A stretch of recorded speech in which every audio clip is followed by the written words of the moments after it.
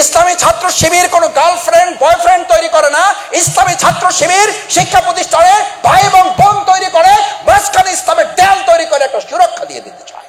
আমার বোনের ইজ্জত রক্ষা করা যেমন আমার দায়িত্ব, আমার এই কন্যাদের ইজ্জত রক্ষা করা ছাত্র শিবির দায়িত্ব মনে করে। শফিকুল ইসলাম মাসুদ প্যান্ট শার্ট পরে এখানে কথা বলতে পারে। এখনই জোহর নামাজের আজান হবে, টুপি ছাড়া অথবা টুপি সহ এই পটুয়াখালীর সবচেয়ে বড় মসজিদে দাঁড়িয়ে সালাতুল জোহরের ইমামতি করার যোগ্যতা ছাত্র শিবির তৈরি করে দিতে পারে। Challenge, challenge, please let's go. চলেন এই প্রোগ্রাম শেষে। This is my not credit, this is my not credit for my mother and father. আমি আমার বাবা মার প্রতি কৃতজ্ঞ যে তারা আমাকে বিছনা ওয়ার্ডিং গোল করে বাইন্দা তারপর বলতো শিবিরের কাছে যাও। এই পটুয়াখালী, এটাকে ট্রেনিং সেন্টার বলা হতো, ট্রেনিং টিস কি স্কুল বলা হতো, টিটি। ক্লাস 9-এ পড়া থাকতে ডোনাবেন স্কুলে এসে আমার বাবা মা এইরকম গোল বিছনা ওয়ার্ডিং বাইন্দা গোল করে দিত যে তোমার মাদ্রাসা তোমাকে ইসলাম শেখাবে, আর ছাত্র শিবির যা পেয়েছি, যা যতটুকু জেনেছি, এই ছাত্র শিবির তোমাকে জান্নাত উপযোগী মানুষ বানিয়ে দেবে। যাও যাও, গো টু শিবির। আমার মা আমার বাবার পকেট থেকে টাকা চুরি করে, এখানে কোন মা আছেন বাবার কাছ থেকে টাকা চুরি করেন আমি জানি না, আমার মাকে আমি চুরি করতে দেখছি। চুরি করা মানে বুঝেন, আগে নিয়ে দিত পরে বলতো, বলছে ছেলেকে তো তুমি দিবা না, চাইলে তো দিতা না, দিলেও তো সময় লাগতো, অত সময় আমারও নাই তোমার ছেলেরও নাই। নিয়ে দিছি, তারে 200 টাকা দিছি, শিবিরে লাগবে, ওখানে তার ইয়া দিতে হবে, ডেলিগেট ফি জমা দিতে হবে। তোমার ছেলে যাইতে চায় নাই, তোমার পক্ষ থেকে আমি 200 টাকা দিয়ে তারে পাঠিয়ে দিচ্ছি, মাফ করলে করো, না হলে নাই। আমার মায়ের কথা শুনে বলছি। এই মাকে বলা হয়েছে please give me a good mother, I will give you a good nation. আমাকে ভালো মা দাও, আমি একটা ভালো জাতি, একটা ভালো দেশ, একটা ভালো রাষ্ট্র উপহার দেব। আমার মায়েরা যারা, আমার কন্যারা যারা আছো, এরকম একটা ভালো মা হওয়ার জন্য ইসলামী ছাত্র শিবির তোমাকে আজকে সিদ্ধান্ত নিতে অনুরোধ করছে।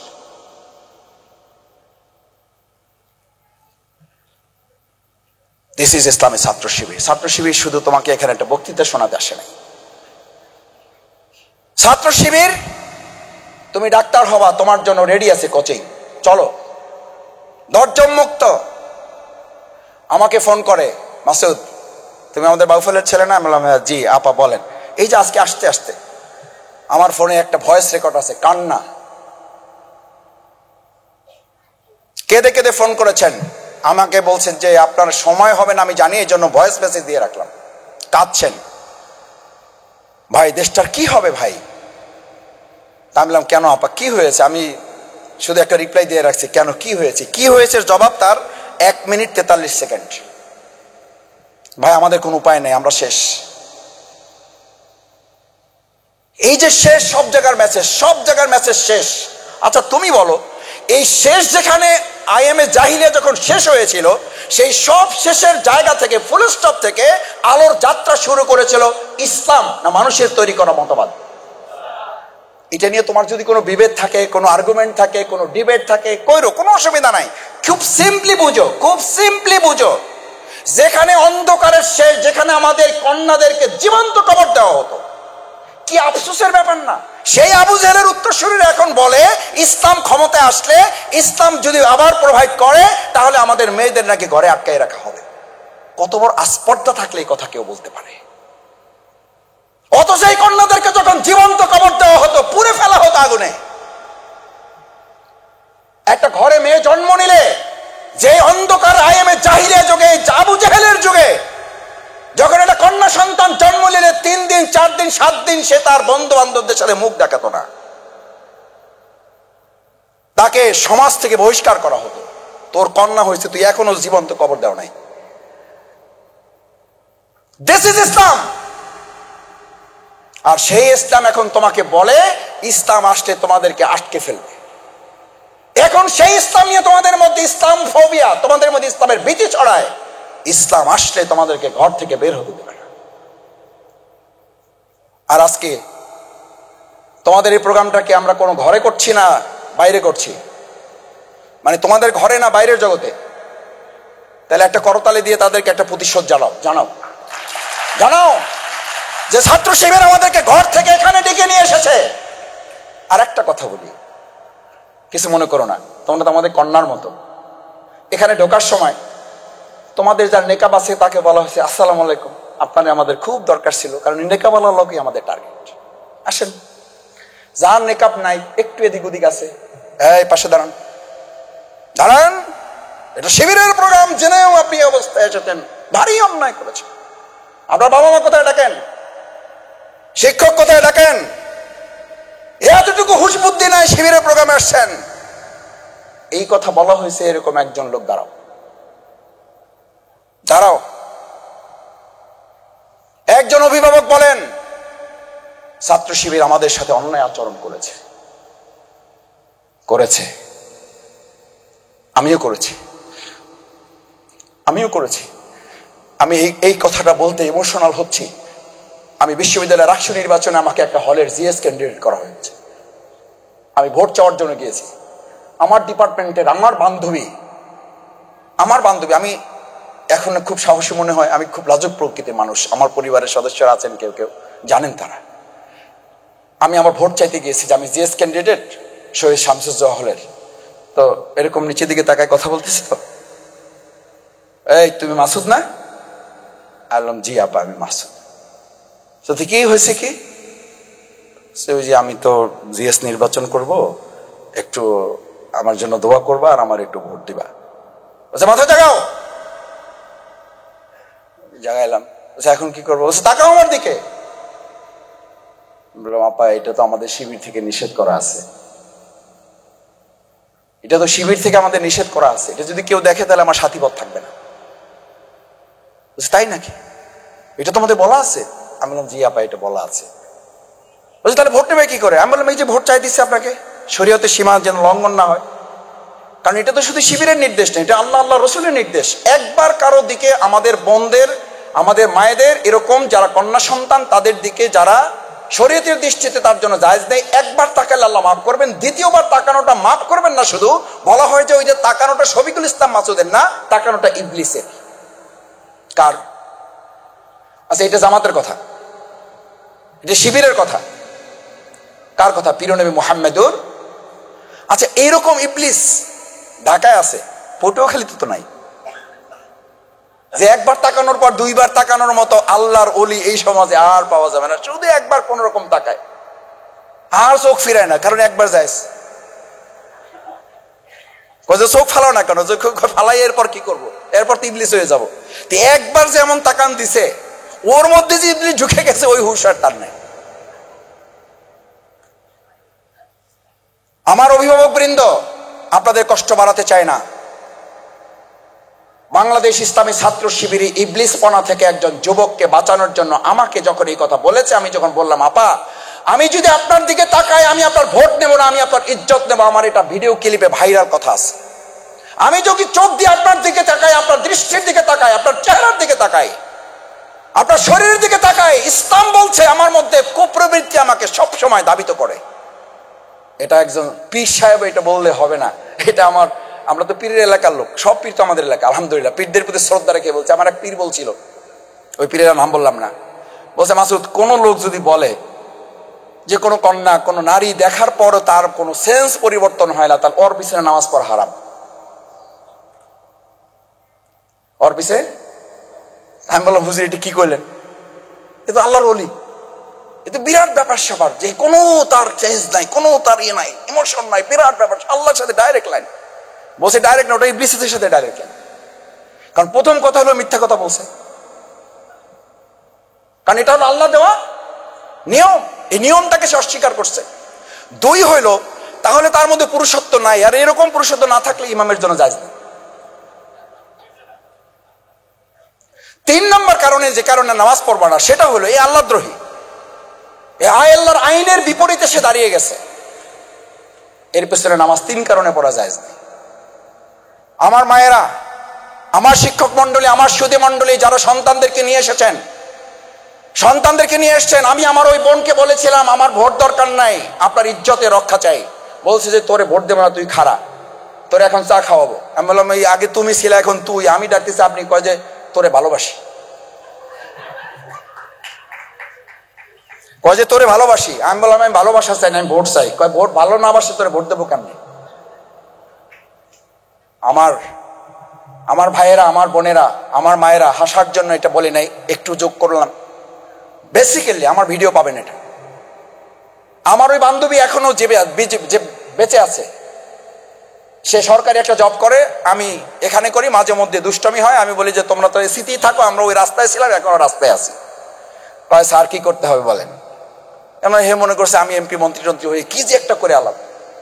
কয় যে স্যার কি করতে হবে বলেন? কিছু করতে হবে না। ওই সময় একটা ভোট দিতে চাইছিল, দিতে পারো নাই, কারণ পরে রাষ্ট্রীয় নির্বাচনটা বন্ধ হয়ে গেছে। বলেছে এই কারণে, সে তখন বলেছিল তোরে ভালোবাসি, শুধু তোরে ভোটও দেবো, তোরে ভালোবাসি, কারণ যে আমার ইজ্জতের সুরক্ষা দেবে সেই হচ্ছে আমার ভাই, তাকেই ভালোবাসা। ইসলামী ছাত্র শিবির কোনো গার্লফ্রেন্ড বয়ফ্রেন্ড তৈরি করে না। ইসলামী ছাত্র শিবির শিক্ষা প্রতিষ্ঠানে ভাই এবং বোন তৈরি করে, মাঝখানে ইসলামের দেয়াল তৈরি করে একটা সুরক্ষা দিয়ে দিতে চায়। আমরা ভাই বোন, আমার বোনের ইজ্জত রক্ষা করা যেমন আমার দায়িত্ব, আমার এই কন্যাদের ইজ্জত রক্ষা করা ছাত্র শিবির দায়িত্ব মনে করে। প্রিয় তরুণেরা, প্রিয় যুবকেরা, এই সমাজ রাষ্ট্র বিনির্মাণে আজ এমন বিশ্ববিদ্যালয় যেখান থেকে 100 সেঞ্চুরি করার দুঃসংবাদ আমাদের কাছে পাওয়া যায়। আমি মাঝে মধ্যে বলি আমাদের তরুণরা, আমাদের যুবকরা সবচেয়ে বেশি ধ্বংস হয় কি গ্রামে না শহরে? শহরে। বিশ্ববিদ্যালয়ের হাট, বিশ্ববিদ্যালয়ের মাঠ, তোমাদের বিশ্ববিদ্যালয় সোহরাওয়ার্দীর মাঠ, ঢাকা বিশ্ববিদ্যালয় যাবা না? যাবা, ওয়েলকাম। ঢাকা মেডিকেলে ওয়েলকাম, বুয়েটে welcome, Suhrawardy welcome, Sher-e-Bangla welcome, Salimullah welcome. আমরা তোমাদের জন্য দাঁড়িয়ে আছি। ওই মায়ের, ওই বোনের যে কথাটা বলার জন্য তুলেছিলাম, ফোন করেছিল, তার ছেলেটাকে আমি যেন শুধু রেটিনাতে ভর্তি করাই না, ভর্তি করাবো এবং শিবিরের হাতে তাকে তুলে দিয়ে বলবো সে মেডিকেলে চান্স পাক আর না পাক, সে যেন 5 ওয়াক্ত নামাজি হয়। আমি বললাম আমাদের এরকম তো কোচিং নাই আপা। বলছে মাসুদ তুমি মিথ্যা কথা বলবা না। আমি বললাম আপা এটা কোনো কথা বললেন, আমি মিথ্যা বলবো কেন? আমাদের 5 ওয়াক্ত নামাজের তো কোনো কোচিং নাই। আমাদের কোচিং হলো মেডিকেলে তাকে চান্স পাওয়ানোর কোচিং।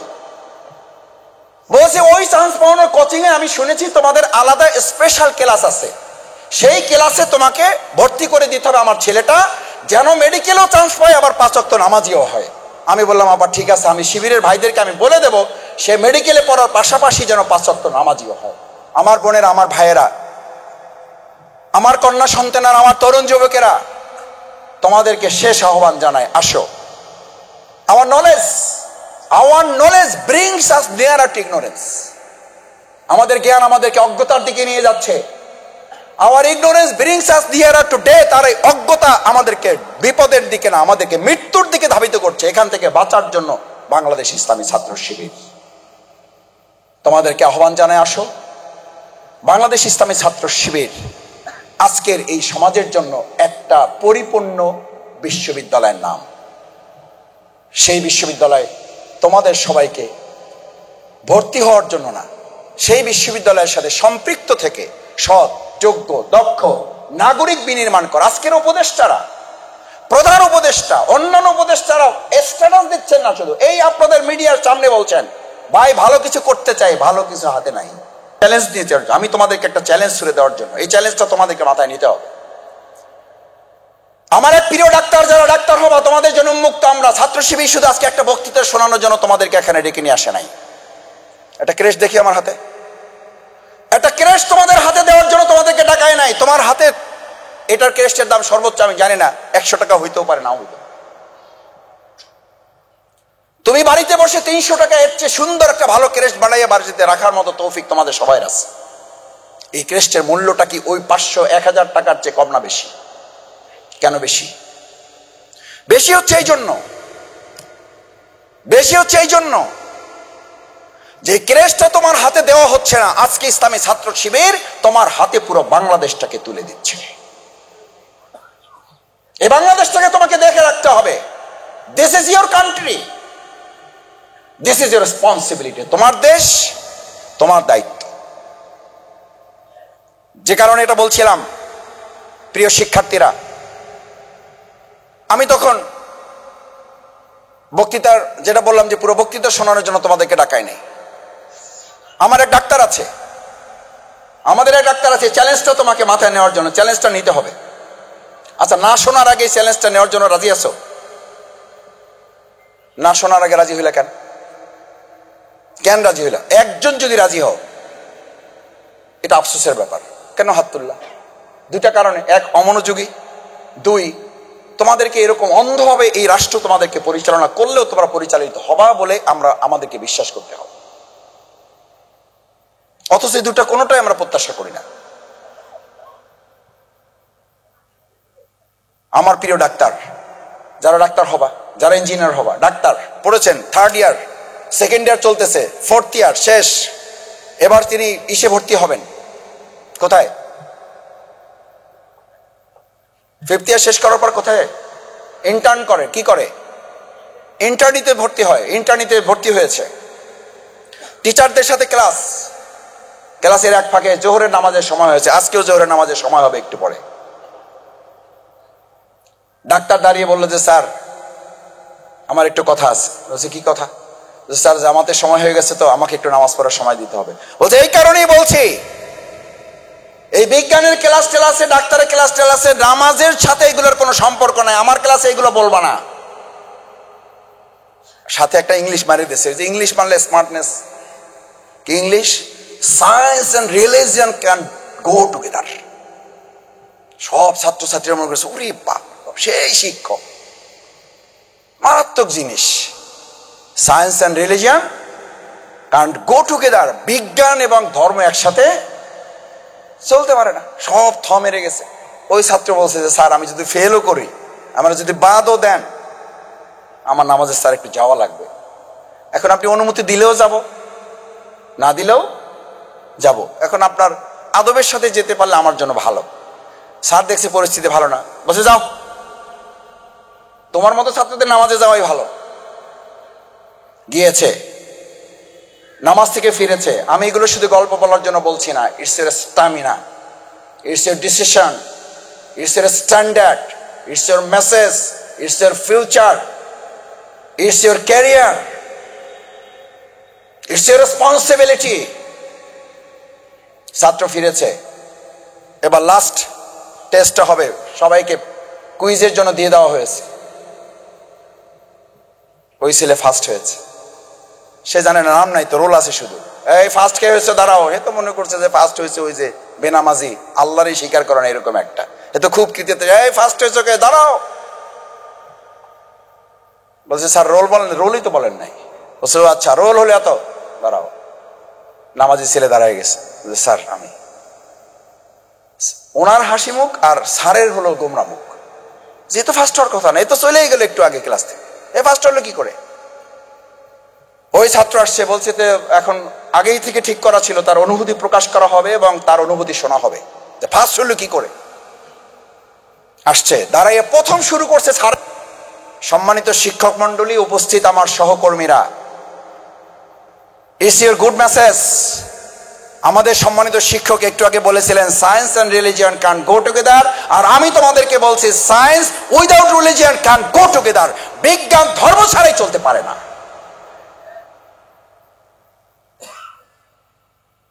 স্যার বলেছিল science and religion can go together, আর ছাত্র ওই ক্লাস থেকে নামাজ পড়ে এসে ফার্স্ট হয়ে বলল, মেসেজ দিল, প্র্যাকটিক্যালি মেসেজ দিল, science without religion can go together.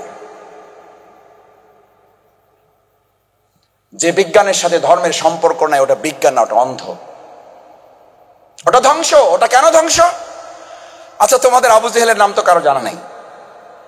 আচ্ছা, এই লোকটার নাম কি আবু জেহেল ছিল? এই লোকটার নাম কি ছিল? আবুল হেকাম। শুধু বুদ্ধি না, বুদ্ধির বাপ। আচ্ছা, বুদ্ধির বাপ মূর্খের বাপ হইলো কেন বল? কেন মূর্খের বাপ হইলো এই লোকটা? এই লোকটা কি বিজ্ঞান জানতো না, ম্যাথ জানতো না, জিওগ্রাফি জানতো না, সায়েন্স জানতো না, বায়োলজি জানতো না? এখন পর্যন্ত বলা হয় পাথর খোদাই করলে সৌদি আরব বা ওই রাষ্ট্রগুলোতে যে বিজ্ঞান, যে লিটারেচার, যে জিওগ্রাফি, যে ম্যাথ পাওয়া যায় পৃথিবীতে এখন পর্যন্ত তার ধারে কাছে যাওয়া যায় নাই। তাহলে what is the difference between Abul Hakam and Abu Jahl? What?